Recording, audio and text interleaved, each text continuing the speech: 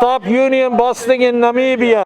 International solidarity with the workers in Namibia. Rehire the Namibian miners. Stop union busting in Namibia. I'm Steve Zeltzer. I'm with the United Front Committee for a Labor Party, and also I produce a show called Work Week. And we're here today in front of the Chinese Consulate to issue some statements in solidarity with the Namibian miners. The leadership, the Namibian Mineworkers Union of the Rossing mine, have been fired by the Chinese National Nuclear Corporation. Now, this is a state-owned company which is run by the Chinese government, and that's why we're having this rally here today at the Chinese Consulate in San Francisco. And on Monday, the coming week, there's going to be a labor arbitration hearing in Namibia around the illegal firing of the miners. So what is this about? Well, when China bought this mine from Rio Tinto, they said that they would abide by the labor conditions and labor rights of Namibian labor law, and they also would abide by the union contract.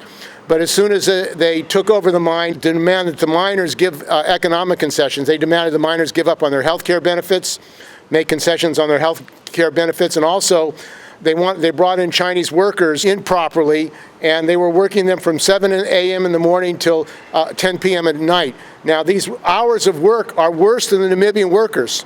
So they were actually undermining the labor conditions of the Namibian workers. So this is a serious issue because China is one of the largest investors in Africa and Latin America and around the world. And like any other corporation or government, when they go into a country, they should respect the workers of that country. And what they've done in Namibia is improper, illegal, and that's why there's an International Day of Action, not just here, but around the world, in Brazil and in Japan.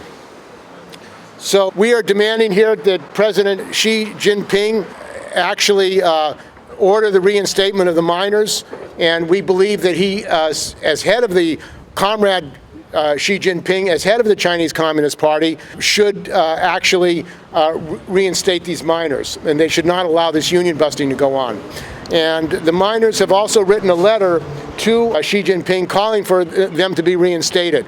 So there are copies of the letter available, and the letters are being sent to Chinese consulates and embassies around the world. I'm going to read a couple of statements of solidarity. This is a statement in solidarity with the Namibian Mineworkers Union from CSP Conlutas. They say, brothers and sisters, the Brazilian Labor and People's Federation stand in solidarity with the 9 union officials dismissed by China National Uranium Corporation, CNNC, at Rossing Branch.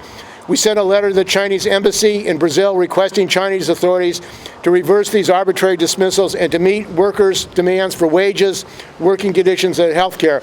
We're also publicizing the campaign on our website. Also, there's a statement of solidarity from the International Labor Committee of Doro Chiba in Japan. Dear brothers and sisters of the Namibian Mineworkers Union Rossing Branch, we send you a heartfelt greeting of solidarity from Japan beyond ocean to your tenacious struggle and express our fierce denunciation of the outrageous attack of China National Uranium Corporation Limited, CNNC, on your union by firing 9 leaders with the aim of destroying the Namibian Mineworkers Union Rossing Branch. Our union, the National Railway Motive Power Union of Chiba, Doro Chiba, organizes train drivers, inspection and repair workers, cleaning workers of railway in Chiba and adjoining prefectures to metropolitan Tokyo. We're the only railroad union that confronted the repeated strikes against the stormy attack to destroy the labor union by means of the division and privatization of the National Railway in 1987. In 1987, and have succeeded to maintain and develop union solidarity during these 34 years in the face of miserable bankruptcy of the privatized railway. Our underlying aim is to revive class struggle labor movement to bring about fundamental change of the Japanese labor movement. The violent infringement of union contract, shameless attempt of bribing, and unjust and irremissible dismissal of 9 leaders of the Mine Workers Union of Namibia and Rossing. All of these are nothing but desperate attempts on destroying your fighting union. We are deeply moved and inspired to know that you have resolutely launched a fight back against this assault by angry union members. So that is a, let me see here. In Asia, In Asia, where we live, the situation is developing drastically. In Hong Kong, the struggle for liberation is explosive. In Taiwan, dismantling of social security system is provoking strong opposition. In Thailand, the royal domination is finally challenged. In Myanmar,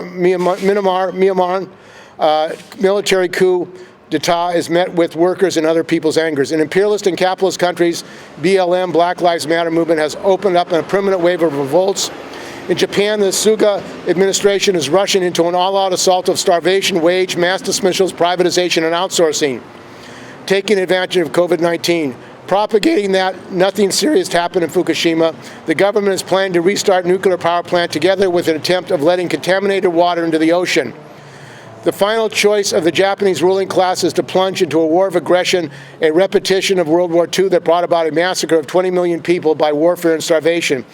We firmly believe that the only way to achieve a class unity as working class is for the self-emancipation is to strengthen union power based on workplace unity and launching struggle in any country. Now labor unions are at stake. The brave struggle of your NMU Rossing branch is enormously encouraging to us all.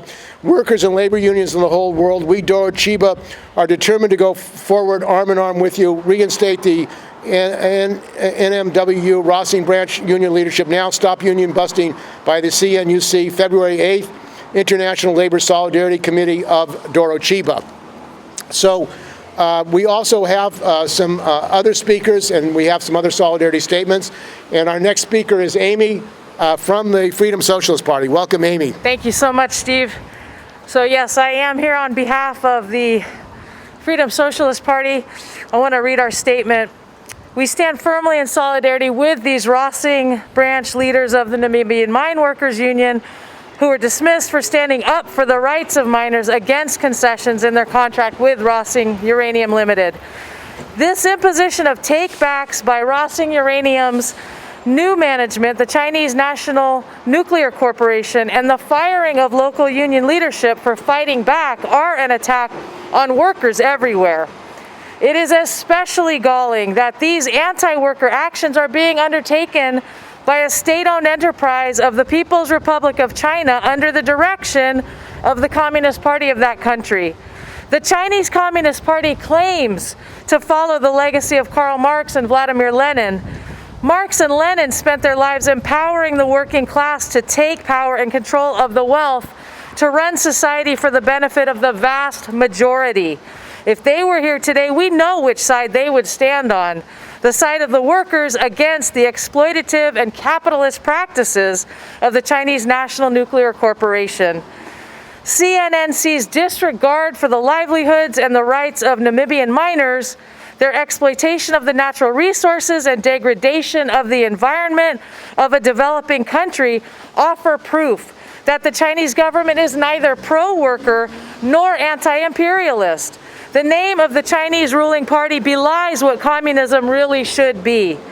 We in the Freedom Socialist Party are workers, unionists, feminists, queers, people of color, folks with disabilities. We fight for the leadership of the people most negatively affected by the profit system. And we fight to build the revolutionary working class movement envisioned by Marx, Lenin, and Trotsky to establish a truly socialist and democratic world.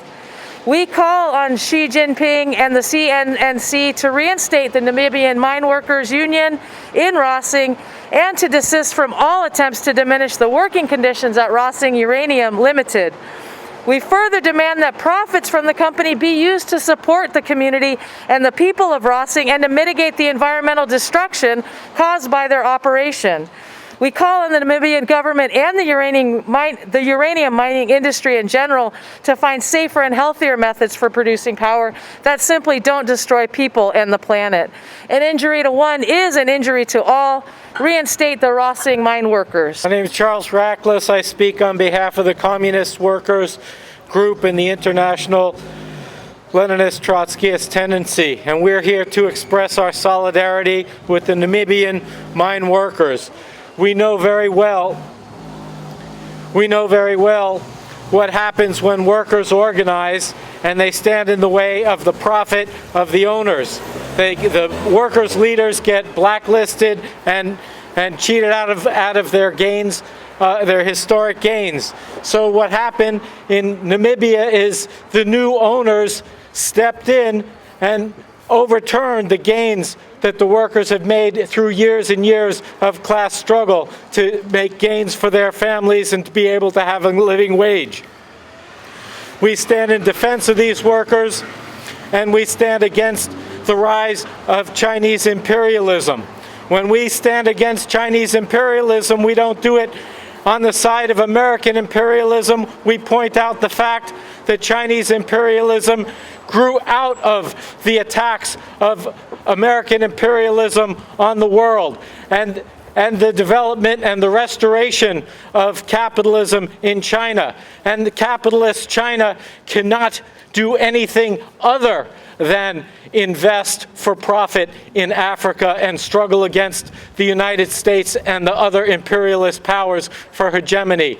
And that's why we fight for the solidarity of American workers and Namibian workers and Chinese workers against the rise of imperialism. Because what we see on the horizon is a conflict between rising Chinese imperialism in a bloc with Russia and the declining American empire in its bloc with Europe, NATO. The American workers and the workers of the world have no side in the battles between U.S. imperialism and Chinese imperialism. Our enemy is at home, and we fight for the defeat of the American capitalist class and imperialist investors around the world, and stand in defense of Namibian workers as they're facing the Chinese imperialists' exploitation. So we need a workers' party in the United States to fight for workers' power, and we need a new international workers' party that fights for an international general staff against the imperialists and for the advance of permanent revolution on a transitional program. We fight for 30 hours work for 40 hours pay. We fight for universal health care. We fight for pensions for all. We fight for universal education. And we know that we can only win this through a workers' government. And we know that the blocs against the workers' government coming to power are those that stand against the Workers' Party, in the Democratic Party and in the leaders of the bureaucracies of the trade unions, and the Stalinists and the Friends of the Communist Party of China and the ex-Stalinist supporters of Russia. They all line up against the development of a Workers' Party. But we say that we need a Workers' Party. We need to launch a Workers' Labor Party that uses class struggle methods to bring down the capitalists and imperialists. And what we're going to see in California is a vote directed against Gavin Newsom by the right wing. And what happens when he gets dumped? Are we going to back the Democrats? No. We have to launch a fighting workers' labor party that launches workers' candidates for a new governor in California. Because we know the Biden regime and the Democrats in Washington are a new hawk party. They want to continue the pivot against China. We know our enemies are not the Chinese workers. We know that the only way to stop World War III is for solidarity of the American workers and the Chinese workers to build the world socialist revolution, and that builds solidarity in Africa, Latin America. Thank you very much.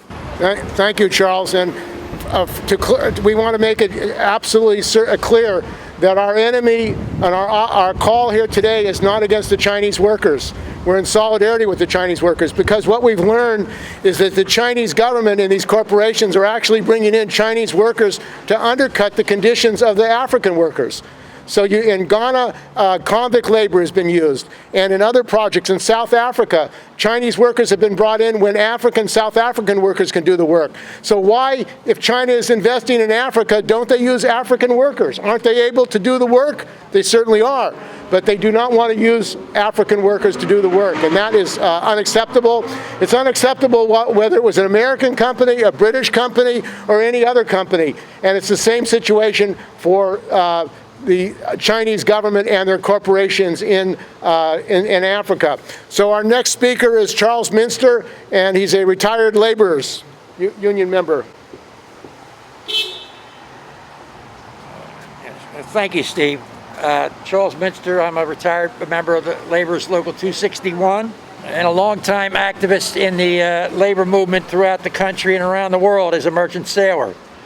I want to start off by saying that I defend the Chinese against attacks by imperialism. U.S. imperialism, British imperialism, they're linked together, attacking China in any way they can. It's been a battle for 250 years to encircle China, and they're not letting up, and they're trying to undermine the government. And of course, this government is a Stalinist government, a bunch of bureaucrats running a country of 1.4 billion people that it's supposed to have been a workers' and peasants' government. There's a bunch of bureaucrats running it.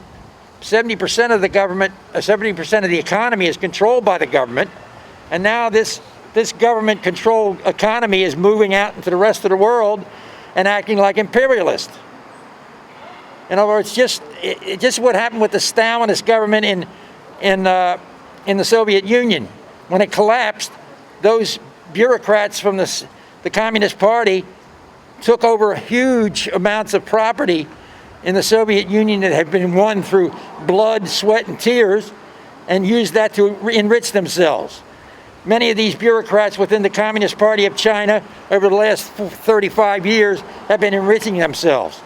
And so they would be the natural link to overthrow the state-owned control of property in China. So, and it would mean the elimination of many of the gains that the Chinese workers and peasants have gained because of the revolution. That revolution lifted all the boats in East Asia. All the countries of East Asia have increased in their wealth over the last 40, 50 years because of the Chinese revolution. So I certainly defend these workers and trade unionists in Namibia in their struggles. They are just in their struggles, and the labor movement here in the United States should be behind them. Not as an attack on the Chinese workers, but as an attack on the Chinese government's policies politically. As a socialist state, they should be out there fighting for the rest of us here to gain socialism as a way of raising ourselves up. We need a socialist world to eliminate the corruption, the inefficiency, and the actual criminal activities that have killed millions around the world. So I stand with the workers of Namibia, and thanks, Steve, for calling this demonstration. On Monday, there will be a hearing in Namibia with the labor arbitrator. Now, one of the things that this raises is the role of Chinese investments in Africa and around the world. If China is government and President Xi Jinping are going to be busting unions around the world, they have to be held accountable. In Greece, they bought a Piraeus, and they broke the dock workers union. In British Columbia, they bought a mine, and then they tried to bring in Chinese miners. With the argument, they said that Canadian miners could not do underground mining. Now imagine that. The Canadian miners cannot do underground mining? This was the argument of the Chinese mine operator that bought the mine in British Columbia. And this justification for exploitation of workers in Africa or British Columbia or Greece is unacceptable. This is part of an international struggle. We also have a statement of solidarity from Puerto Rican labor researcher Ricardo Ortiz. Dear Namibian Mineworkers Union, I strongly condemn the firing of the workers of the Rossing branch section and persecution of workers by the Chinese National Nuclear Corporation. Any union busting done by a state company of a state that claims or is understood to be determined a worker state is nothing but a betrayal to the international working class. Although I defend China against imperialist aggression, I do support your struggle wholeheartedly. I also condemn the exploitation of Namibian workers by the European Union and USA multinational companies that are oppressing the workers of Namibia and the world. Being a national of the U.S. colony of Puerto Rico, we are very well aware of your heroic struggles against colonialism and the apartheid regime in the past. Reinstate the labor leaders against union busting, against USA and EU imperialists, down with the Stalinist traitors for a Leninist revolution in China and Namibia. Long live the international working class, Ricardo Ortiz. We formed this international effort because this struggle, again, is our brothers and sisters in the United States are in solidarity with the brothers and sisters in Namibia. And we demand that the Chinese government and President Xi Jinping reinstate these workers. He has a responsibility to do what's right to protect the workers. There's no justification whatsoever for their firing, and we're going to continue this fight internationally to get their jobs back, to end the union busting. Imagine in San Francisco, there's a COVID crisis, and people can't even get the vaccines. They can't get, people are not being properly taken care of. And in the midst of this world COVID pandemic in China, they have supplied PPE. They've supplied masks. In fact, American companies like Tesla in China, owned by Elon Musk, they are protecting the workers. Amazon workers in China are being protected. But in the United States, workers here are not being protected. They're getting sick and they're dying. There's no health and safety protection for workers at Foster Farms, at Tesla, and at many other locations. Even hospitals in San Francisco, workers are getting contaminated and dying, and they have to reuse their masks. This is in the richest country, one of the richest countries in the world. So what happened in Namibia is one of the first things that the government, Chinese government-owned companies did is they wanted the Namibian miners to make economic concessions, give up on their health care benefits. Now imagine that. The Chinese government is demanding that the Namibian workers have worse health conditions than before under Rio Tinto. That's an outrage. It's a crime in the midst of a pandemic, and they rightly rejected that. They rejected making concessions on health care. But why would this company, controlled by the Chinese government, demand health care concessions of the Namibian miners? That's what workers around the world have to ask. It is unacceptable. And the demand that we have internationally is workers' power, workers' rights all over the world. The wealth of the world should benefit the workers of the world, not privateers, profiteers who want to exploit workers to make greater profits. We're going to have another speaker here. Thank you all for coming today. We have to understand that today's imperialism, first of all, is attacking China and Russia because they don't want to have any competition. And these attacks, we have to understand, are so dangerous that we are now facing a world war again. But the local side of this, by blaming China for the coronavirus, by blaming everything on China, has brought the danger to home. And today, the Chinese people in San Francisco are under attack in Chinatown by people who attack them racially. So it has come to this. We have to understand that today's event we are having here is not against the Chinese people, not against the Chinese workers, but it is to demand that the Namibian workers and the Chinese workers and the American workers and the Brazil workers and the Greece workers should come together against capitalism, the common enemy of us all. And on this, we would expect China, we would expect the Communist Party of China to lead the way. Instead of joining forces to make profit, we would expect them to lead the way. They have had one of the most successful revolutions. And like the brother before me said, it opened the way to other Asian countries for their revolution, like Vietnam. So why is it that the Chinese workers are being pitted against the Namibian workers today? They will have to join hands. They will have to fight together against the common enemy, which is imperialism and capitalism. Thank you. Socialism or communism in China, if it existed, you wouldn't have billionaires, many billionaires in China, and you wouldn't have suicides by Foxconn workers, and workers would have the right to organize. So we don't believe that actually that they have socialism in China or communism for that matter. There's no workers' power, and as a matter of fact, if workers try to organize independent unions in China, they're fired, they're jailed, and they're prevented from having their own unions and own organizations. So I'm going to end by reading the statement of the Namibian Mineworkers Rossing branch leadership. Namibian Mineworkers Union Rossing branch letter to Chinese President Xi Jinping. In Africa, there is a thread that connects us together. We believe in an African adage, Mantu, Mantu, Movantu. A person is a person because of persons. It was never the rabbit or the tortoise, the lion or the ant. It is and has always been all about the community, sharing and caring for one another. And that is why, although we are the mother of civilization, it was never used to colonize others. We strive to be one people on smaller and larger scale that to us is communism and spectacular socialism. That ideology widens our arms to welcome citizens of the world in their various forms as brothers and sisters in microeconomics as investors. The light away difference. Under Rio Tinto, as employees of Rossing Uranium Limited, we are part of the greater Rio Tinto and enjoyed sound labor relations characterized by humanity, respect, and mutual benefit for employer-employees, compliance with legislation, etc.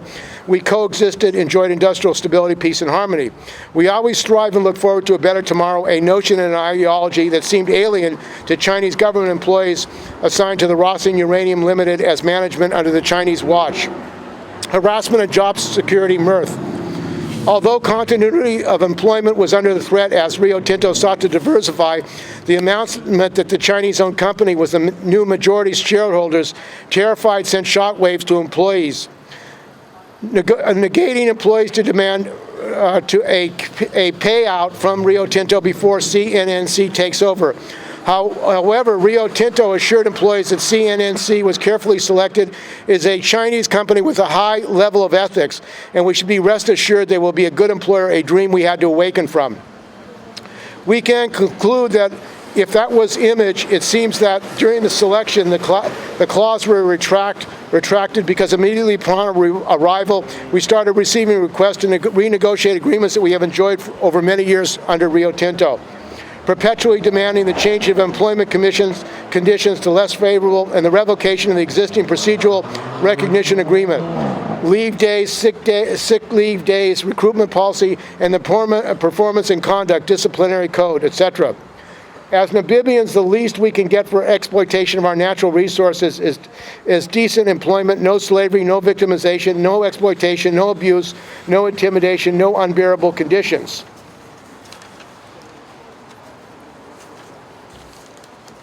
During the diplomatic meetings, we were repeatedly reminded of the role of the People's Republic of China played during the fight of the war of our liberation, independence against lawless discrimination, economic slavery, corruption, abuse of power, autocracy, dictatorship, and colonialization, etc. It seems the savior have become the killer, as it seems more of changing hands from a hyena to a tiger. There is no difference between the dark dispensation and these deplorable, exploitive, and draconian iron fist dehumanizing treatment that we were subjected to as union leaders, and for the management of Rossing Uranium to scoop to such low, cheap, and uncalled for tactics, just to get rid of us, putting the workers through a very oppressive system that our forefathers fought against for decades. Your Chinese nationals at Rossing Uranium Limited profess to be people of peace. It is not so in real sense, but rather martial law. Do as the master says, and ruling by the inflicting fear. That is exactly what Chinese management assigned to Rossing Uranium Liquidated did to us, without a single ethical, emotional, or humanitarian consideration.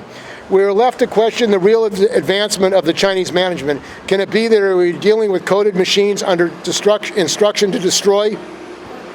It further seems when we rejected bribe advances from Mr. Feng, we became meat. It is a shame that the next uprising in Namibia or greater Africa or the world is an uprising against Chinese colonialism. The Chinese ambassador to Namibia committed that Rossing will operate for many years. We never knew it will come at the price of slavery. Your citizens deployed as management orchestrated our dismissal at all costs. They started by threatening us, writing letters of instruction to the union head office to discipline us, threatening to remove our agreements and privileges, and finally touching us and our family by fabricating charges on witch hunts and doing everything in their power against all odds to dismiss us. We, the 9 dismissed employees, have an average of 102 people that directly depend on us to month. We bought cars, houses, clothing, and furniture on credit. Some of our kids are attending private schools, being driven every day to school by ourselves or by taxis today. We are not able to provide for our families just because of exercising union rights as representative of employees as per the Labor Act 11 of 2007 and Procedural Recognition Agreement of 14th of November 1988 and the Namibian Constitution. Under Rio Tinto, Rossing was always an employer of choice. However, under the Chinese majority ownership, it has become an employer of no choice and no unemployment. Mr. Xi Jinping, communism that you and the good people of China stand for is about community, the people, and their welfare. The actions of your citizens not only threatens the stability, sovereignty, and constitutionalism, but also the already stable name not only of your people but nation. The hate and distaste will continue to rise if you, as the chief in command, does not take a stand of humanity against the humanitarian crimes that your people have committed against us. It is your instruction to subdue, conquer, eliminate others, and enslave others. If it is not, then we seek your solidarity stance, your intervention to restore our employment, and equally pronounce a word to your people at Rossing Uranium Limited and the Greater Namibia to refrain from mistreating Namibian employees. Although we believe you will act, time is against us, as we do not know how long it will take for this letter to get to you. But if ever and when you will act, our families are in dire need of survival. We are sowing in the wind, hoping, seeding for a ground harvest. Our names have been made dirty and tarnished. Getting employment in Namibia is almost impossible. It is the same as expecting a chicken to grow teeth. Therefore, reemployment looks like the only option that can happen if you intervene. Meanwhile, we eagerly await your imminent intervention. We appeal to the international communities, unions in Africa, America, Australia, Russia, United Kingdom, South and North America, in China and Asia, and to all non-governmental, etc., to help us fight this modern colonialism slavery. Yours commonly, the 9 dismissed Rossing branch executive members. Thank you. Stop union busting in Namibia. No Chinese union busting in Namibia. Workers unite. Workers the victory.